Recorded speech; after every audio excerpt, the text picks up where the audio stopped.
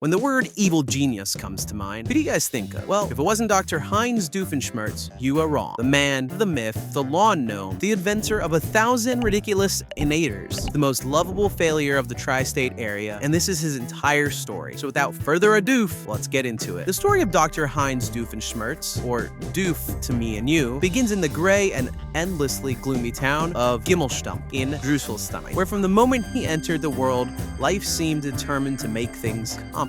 In the episode Raging Bully, he tells us that neither of his parents even showed up for his birth. It all began on the day of my actual birth. Both of my parents failed to show up. I guess that sort of set the tone for everything that was about to come. Poor guy. By the age of 5, desperate for any flicker of affection, he threw himself a birthday party at Gunther Goat Cheese's restaurant, where, you guessed it, no one showed up. As the years passed, the neglect only hardened into something colder. In Lawn Gnome Beach Party of Terror, he remembers the day his dad decided the family couldn't afford a lawn gnome, and instead of going without, he ordered Doof to take its place. My father decided that it would be me.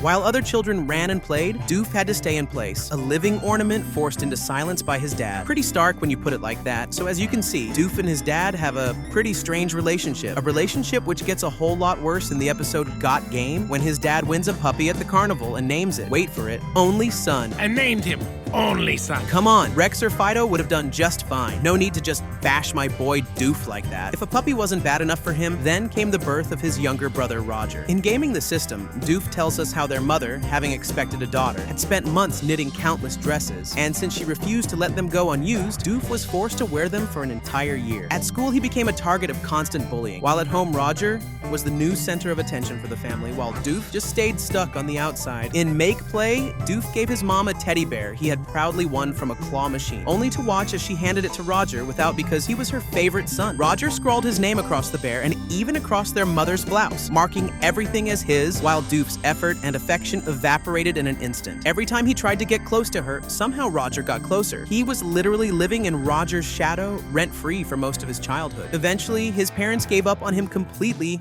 and just walked away. In Across the Second Dimension, it's revealed that he was raised by ocelots, and while it sounds like a joke, the sad truth is, his parents really did leave him on his own. For a while, he scraped by working at a traveling carnival, as we see in the Chronicles of Meat, stuck on dunk tank duty while stinking of pork sandwiches. Desperate for company, he drew a smile on a balloon and called it Balloony, and for a time, that flimsy bit of rubber was his truest friend, which is like one of the saddest things I've ever said out loud. He became my best friend in the whole world, yada yada yada. When his parents eventually came back home, he returned to his miserable role as a living lawn gnome, and one night, Balloony slipped out of his hand and floated into the night sky. Doof reached out to save him, but his father barked from the house not to move, so he froze in place and watched helplessly as the only friend he had drifted away forever. As I mentioned a little while ago, school wasn't any better. In The Flying Fishmonger, Doof remembers being relentlessly tormented by Big Black Boots Boris, a hulking kid who seemed to exist solely to kick sand in his face wherever he went. Still, Doof kept trying to prove himself. In Leave the Busting to Us, he tried stage magic, hoping to impress the local kids, but every trick ended with him getting sprayed in the face by a skunk.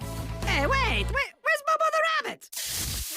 In Out to Launch, he finally found something he was good at, shadow puppetry, and for a brief shining moment, he had people that were actually interested in him, but it collapsed when a new boy named Hans clumsily copied his act and still walked away with the girl Doof liked. Crushed, he never performed again. At school science fairs, as shown in Unfair Science Fair, Doof entered his earliest innators, clever little machines that hinted at his future, but year after year, he lost to the same baking soda volcano. Very clever with names yet. It was just, innator. By the time Doof hit his teenage years, his bad luck turned toward heartbreak. In Perry Lays an Egg, he talks about falling for a girl named Elizabeth, who just happened to be obsessed with whales. Hoping to win her over, Doof poured himself into building a whale translator innator so that a whale could confess love on his behalf. A grand, bizarre gesture that only he could dream up. But the plan backfired in the most crushing way possible, because instead of helping Doof, the whale used the machine to woo Elizabeth for itself, and she left him to date the whale instead. Only Heinz Doofenshmirtz could lose his first love to a sea mammal, and the humiliation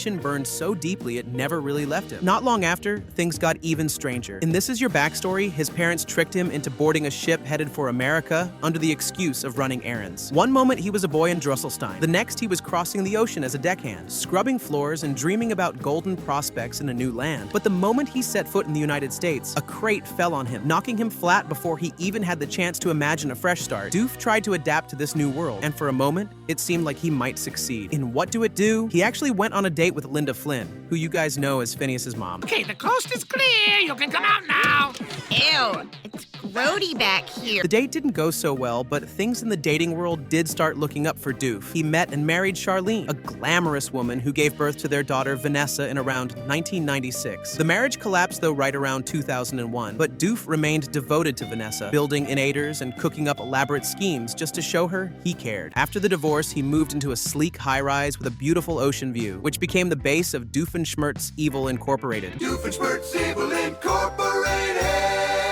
This is where Duff started his rise, though, the villain ranks. The end of his marriage gave him the motivation to start being a bit meaner and turning towards that dark side. He did have a string of jobs before he went full-time evil, though. Like in Backyard Aquarium, he ran a bratwurst stand, convinced quality sausages would outsell ordinary hot dogs, but he was crushed when flashy hot dog vendors stole all the customers. In Buford Confidential, he recalled trying to work at a pretzel shop, only to fail completely because every pretzel he shaped twisted into a knot, which got him fired in no time. But by the mid-2000s, he was ready to rebuild. Doof dusted off his innator blueprints, joined the Villain Collective for good, and even found a mentor in Professor Kevin Destructicon. Though after the professor's arrest, he was back on his own again. Still, he was determined. By the time Phineas and Ferb begins, Doofenshmirtz Evil Incorporated stood tall over the city, its jingle echoing through the streets, and his schemes had finally caught the attention of OWCA, who assigned him a nemesis, Harry the Platypus, better known as Agent P. From that moment, his life settled into the rhythm that defined him, building innators, plotting to conquer the tri-state area, and getting thwarted again and again. To this day, Doof is still running around and making his innators. He's tried to destroy the world. Heck, he's even saved the world a couple of times too. He's not all good, he's not all bad,